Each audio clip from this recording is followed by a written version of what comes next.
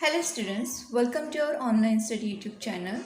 तो देखो, हमने लास्ट वीडियो में यूजेस ऑफ आइसोटोप्स ये सीखा था और उसमें हमने फर्स्ट यूज जो देखा था वो था uranium 235 it's use for nuclear fusion and production of electricity. तो इसलिए अभी हमारा नेक्स्ट टॉपिक है न्यूक्लियर रिएक्टर, वो स्टडी करने वाले, जिसमें हम यूरेनियम 235 ये आइसोटोप का यूज़ करते हैं। अगर आपने आइसोटोप एंड आइसोटोप्स नहीं ये वीडियो नहीं देखा है तो पहले वो वीडियो चेक करो ताकि आपको आइसोटोप्स और यूजेस ऑफ आइसोटोप्स से जो टॉपिक है वो अच्छे से समझ में आए। उसके बाद आप अगर ये टॉपिक देखोगे न्यूक्लियर रिएक्टर तो बहुत बेटर रहेगा। ओके, तो स्टार्ट करते हैं। Nuclear reactor is a machine that generates electricity on large scale by using atomic energy. तो जो न्यूक्लियर रिएक्टर होते हैं, न्यूक्लियर रिएक्टर मीन्स व्हाट, कि जहाँ पर हम इलेक्ट्रिसिटी प्रोडक्ट जनरेट कर सकते हैं। ऐसी एक मशीन होती है जिसे हम हिंदी में या फिर मराठी में बोलते हैं अणुभट्टी। In nuclear reactor the nuclear energy in atom is release by bringing about nuclear reactions on the nuclear fuel. तो ये जो न्यूक्लियर एनर्जी होती है वो रिलीज होती है कहाँ से? तो जो न्यूक्लियर रिएक्शन होती है, न्यूक्लियर फ्यूल का हम यूज़ करते हैं और न्यूक्लियर फ्यूल का यूज़ करने के बाद वहाँ पर एक न्यूक्लियर रिएक्शन होती है। न्यूक्लियर रिएक्शन होने के बाद वहाँ से एक न्यूक्लियर एनर्जी रिलीज होती है और वो एनर्जी हम यूज़ करते हैं। ये सारी प्रोसेस होती है आपके न्यूक्लियर रिएक्टर में। Let us understand a nuclear reaction with example of nuclear fuel, namely uranium-235. uranium-235 ये एक यूरेनियम का आइसोटोप है जो हम न्यूक्लियर रिएक्शन में एज ए फ्यूल यूज़ करते हैं। On bombardment with a slow speed of neutrons, the nucleus of the isotope uranium-235 undergoes nuclear fission to form nuclei of two different elements, krypton 92 and barium 141 and 2 to 3 neutrons. तो देखो, ये जो uranium 235 होता है ये isotope है। इसके जो न्यूक्लियस होता है उस पर क्या किया जाता है, जो न्यूट्रॉन्स होते हैं, न्यूट्रल चार्ज, जो चार्जलेस ऐसे होते हैं जो पार्टिकल्स हैं न्यूट्रॉन्स, वो स्लो स्पीड में हम उसे क्या करते हैं, यूरेनियम 235 के जो न्यूक्लियस है उस पर बम्बार्ड करते हैं। बम्बार्ड करने के बाद क्या होता है, वहाँ पर न्यूक्लियर फ्यूजन होता है। न्यूक्लियर फ्यूजन मतलब क्या, कि वो कोई बड़ा सा हेवी न्यूक्लियस डिवाइड होता है टू न्यूक्लियस में। जैसे कि देखो यहाँ पर ये कंसिडर करो कि ये न्यूक्लियर एक बिग न्यूक्लियस है और अभी यहाँ पर न्यूक्लियर फ्यूजन अगर होगी तो इसके टू पार्ट्स होंगे, इक्वल टू पार्ट्स होंगे, टू डिफरेंट एलिमेंट्स। तो एक ए है और दूसरा बी है, ऐसा कंसिडर करो। ऐसे दो एलिमेंट्स, दो न्यूक्लियस वहाँ पर फॉर्म होंगे। तो अभी हम अगर यूरेनियम 235 ये आइसोटोप जो इसका न्यूक्लियस अगर न्यूक्लियर फ्यूजन रिएक्शन अगर होती है यहाँ पर, तो इसका जो न्यूक्लियस है वो टू न्यूक्लियाई में डिवाइड होता है। For example krypton 92 and barium 141, ये दो एलिमेंट्स न्यूक्लियस वहाँ पर बनते हैं और साथ ही साथ 2 to 3 न्यूट्रॉन्स वहाँ पर बनते हैं। On decreasing the speed, these neutrons bring about fusion of more uranium-235 nuclei. अगर हम न्यूट्रॉन्स का स्पीड डिक्रीज करेंगे तो उससे क्या होती है, ज़्यादा से ज़्यादा यूरेनियम 235 न्यूक्लियस का फ्यूजन रिएक्शन होती है।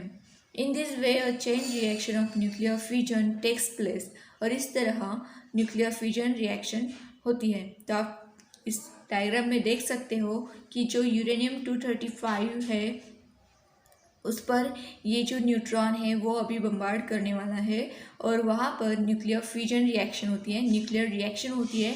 और इस तरह जो एक न्यूक्लियस रहता है वो दो न्यूक्लियस में फॉर्म होता है और एक उसमें से कौन सा होता है, एक क्रिप्टॉन 92 एंड बैरियम 141, ऐसे टू न्यूक्लियाई वहाँ पर फॉर्म हो रहे हैं और 2 to 3 number of neutrons form होते हैं।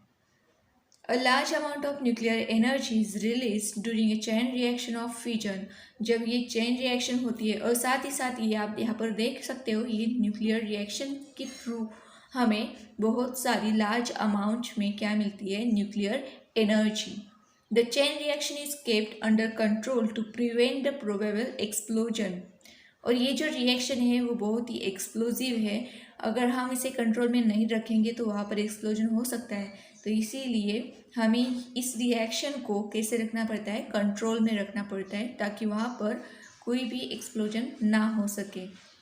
To control the chain reaction in the nuclear reactor it is necessary to decrease the speed and the number of neutrons. अगर ये रिएक्शन चेन रिएक्शन है ये, तो अगर ये रिएक्शन हमें कंट्रोल करनी है तो उसके लिए हमें क्या करना पड़ेगा. फर्स्ट थिंग तो हमें जो न्यूट्रॉन है, जो बम्बार्ड होने वाला है, वो न्यूट्रॉन की स्पीड कम करनी पड़ेगी और उसके नंबर भी कम रखने पड़ेंगे. जितने ज़्यादा स्पीड होगी या फिर नंबर होंगे न्यूट्रॉन से, उतने ज़्यादा यूरेनियम वहाँ पर फिजन रिएक्शन होगी, तो उतनी ज़्यादा वहाँ पर न्यूक्लियर एनर्जी हमें मिलेगी. इसलिए हमें नंबर ऑफ न्यूट्रॉन्स डिक्रीज करना पड़ता है.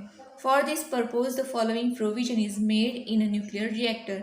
अभी हमें न्यूट्रॉन्स का स्पीड और नंबर डिक्रीज करना है, तो हमें दो पर्पज हम वहाँ पर यूज़ करते हैं. तो कौन कौन से हैं वो, फर्स्ट है मॉडरेटर एंड सेकंड है कंट्रोलर.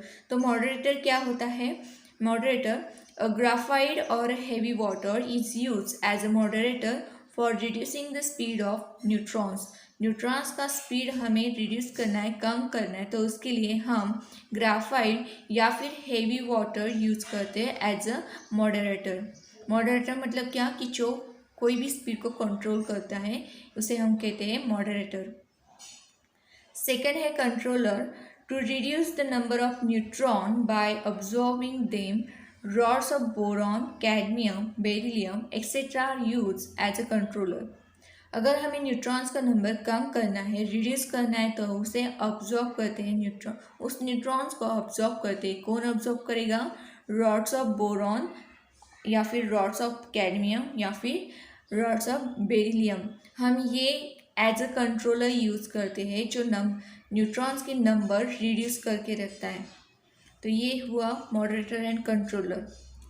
देन जो एनर्जी वहाँ पर प्रोड्यूस होती है, उस न्यूक्लियर रिएक्शन से कुछ न्यूक्लियर एनर्जी हमें मिलती है. उसे हम कैसे यूज़ करते हैं, तो देखो, the heat produce in the fusion process is taken out by using water as a coolant.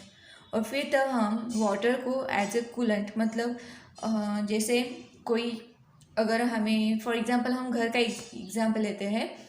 अगर हमने हॉट मिल्क लिया है कोई वाटर में, सॉरी ग्लास में, तो हम क्या करते हैं, उसे अगर ठंडा करना है तो हम उसे वाटर में रखते हैं ताकि वो जल्दी से ठंडा हो जाए.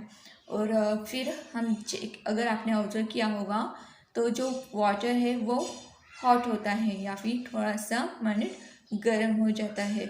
तो इसे हम इसी तरह यहाँ पर भी जो न्यूक्लियर एनर्जी हमें मिलती है, जो हीट यहाँ पर रिलीज होती है न्यूक्लियर फ्यूजन रिएक्शंस में, तो वहाँ पर हमें वाटर एज अ कूलेंट हम यूज़ करते हैं.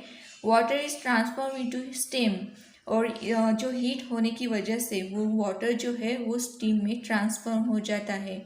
Bye means of this heat turbines are drive and electricity is generated. और इसी स्टीम को हम यूज़ करते हैं और टर्बाइंस ड्राइव करते हैं, टर्बाइन शुरू होते हैं और हमारी इलेक्ट्रिसिटी जनरेट होती है. तो इस तरह हम ये जो न्यूक्लियर एनर्जी है वो हम यूज़ करते हैं. तो अभी हमारे इंडिया में कुछ न्यूक्लियर रिएक्टर्स हैं, वर्किंग हैं, जैसे कि Homi Bhabha Atomic Research centre जो मुंबई में है. In India, total 22 nuclear reactors in 8 places are functioning. हमारे इंडिया में 8 प्लेसेस पर 8 जगह टोटल 22 न्यूक्लियर रिएक्टर्स फंक्शनिंग है, मतलब शुरू है. उसमें से फर्स्ट है अप्सरा.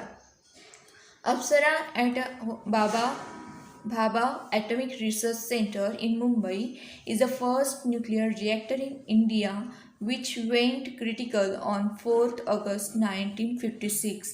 तो हमारा सबसे पहला न्यूक्लियर रिएक्टर जो है इंडिया का वो है अप्सरा, जो कि 4th अगस्त 1956 को स्टार्ट किया था. India has large reserves of the element thorium-232. Therefore, Indian scientists have developed a future plan for nuclear reactors based on production of the isotope uranium-233 from thorium-232. तो हमारी इंडिया में जो है यूरेनियम-232 uranium नहीं thorium, हमारी India में थोरियम-232 ये element large proportion में अवेलेबल है। तो इसीलिए हमारे जो इंडियन साइंटिस्ट हैं उन्होंने एक प्लान डेवलप किया है। उसमें उन्होंने क्या किया है, जो थोरियम-232 जो एलिमेंट है उससे वो यूरेनियम-233 आइसोटोप बनाएंगे और उस पर हमारे जो न्यूक्लियर रिएक्टर्स होंगे वो स्टार्ट होंगे, उस पर हमारी इलेक्ट्रिसिटी जनरेट होगी। ऐसी इनकी फ्यूचर प्लानिंग है। तो इसी यहाँ पर अभी यूज़ ऑफ आईसीटी आपको यूज़ करना है इंटरनेट का। और देखो आपको इंफॉर्मेशन कलेक्ट करनी, किसके बारे में, collect detail information, working information of atomic reactor from www.youtube.com and show video in the class। अब ये आपको YouTube पर जाकर एटॉमिक रिएक्टर्स के बारे में थोड़ा सा सर्च करना है, उसकी वर्किंग प्रोसेस कैसी होती है, ये आपको इन्फॉर्मेशन कलेक्ट करनी है और अपने दोस्तों के साथ उसे शेयर करना है। अभी तो आप क्लास में नहीं जा सकोगे क्योंकि लॉकडाउन चल रहा है। तो अभी आपको इसी फ्रेंड्स के साथ डिस्कस करना है, फैमिली के साथ डिस्कस करना है। ओके, तो यहाँ पर ये लेसन फिनिश होता है। नेक्स्ट वीडियो में मैं आपको एक्सरसाइज सॉल्व करके बताऊँगी। अगर आपको ये वीडियो पसंद आया है तो इसे लाइक कीजिए, अपने दोस्तों के साथ शेयर कीजिए और चैनल को सब्सक्राइब करना मत भूलिए। Thank you so much for watching this video.